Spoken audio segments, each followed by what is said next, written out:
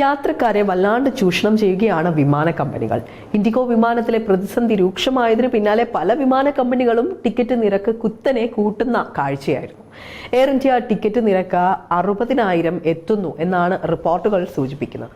Air India Express ticket 500,000 തൊട്ടടുത്ത് തന്നെയുണ്ട്.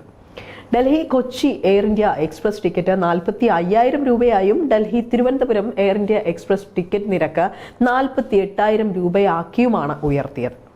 ഡൽഹിയിൽ നിന്ന് കൊച്ചിയിലേക്ക് എയർ ഇന്ത്യ എക്സ്പ്രസ് സർവീസുകൾ ഒന്നും തന്നെയില്ല. ശനിയാഴ്ച 2 സർവീസുകളുണ്ട്. അതിൽ എയർ ഇന്ത്യയുടെ സർവീസിന് 62,000 രൂപയാണ് നിരക്ക് ഏർപ്പെടുത്തിയിരിക്കുന്നത്. എയർ ഇന്ത്യ എക്സ്പ്രസിന്റെ നിരക്ക് 45,000 രൂപയും. നിലവിൽ ഡൽഹിയിൽ നിന്നും തിരുവനന്തപുരത്തേക്ക് എയർ ഇന്ത്യ എക്സ്പ്രസിന്റെ സർവീസുകളുണ്ട്. 48,000 രൂപയാണ് ടിക്കറ്റിന്റെ നിരക്ക്. സമാന രീതിയിൽ തന്നെ മറ്റിടങ്ങളിലേക്കും ടിക്കറ്റ് നിരക്ക് ഇരട്ടിയിലധികമായി വർദ്ധിപ്പിച്ചിരിക്കുകയാണ്. ക്രൂ ഡ്യൂട്ടി ടൈം ചട്ടം നടപ്പിലാക്കിയതോടുകൂടി പൈലറ്റുമാരുടെ ക്ഷാമം നേരിടുന്നതാണ് ഇൻഡിഗോയ്ക്ക് തിരിച്ചടിയാകുന്നതെന്നാണ് സൂചനകൾ. പൈലറ്റുമാർക്ക് കൂടുതൽ വിശ്രമം അനുവദിക്കുന്ന ചട്ടം നവംബർ 1 മുതലാണ് നടപ്പിലായിരിക്കുന്നത്.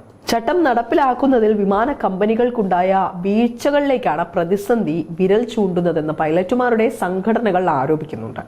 3 ദിവസത്തിൽ ഡൽഹി, മുംബൈ, അഹമ്മദാബാദ്, ഹൈദരാബാദ് എന്നിവിടങ്ങളിൽ നിന്നുള്ള 550ഓളം സർവീസുകളാണ് റദ്ദാക്കിയത്.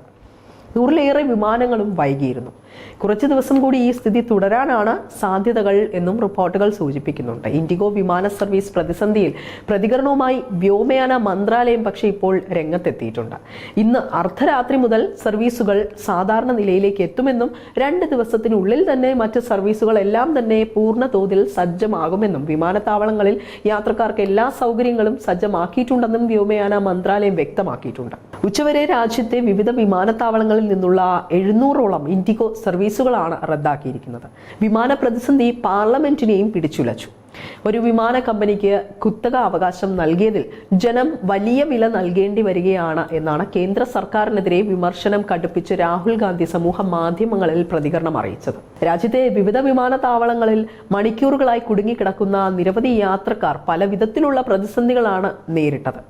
ദില്ലി വിമാനത്താവളത്തിൽ 225 സർവീസുകൾ റദ്ദാക്കിയതായുള്ള വിവരമായിരുന്നു ആദ്യം പുറത്തെത്തിയത്. പിന്നീടാണ് ഇന്ന് അർദ്ധരാത്രി വരെയുള്ള എല്ലാ ആഭ്യന്തര സർവീസുകളും റദ്ദാക്കിയതായി വിമാനത്താവള അധികൃതർ അറിയിച്ചതും. ഇതേ തുടർന്നാണ് പ്രതിഷേധം രൂക്ഷമായത്.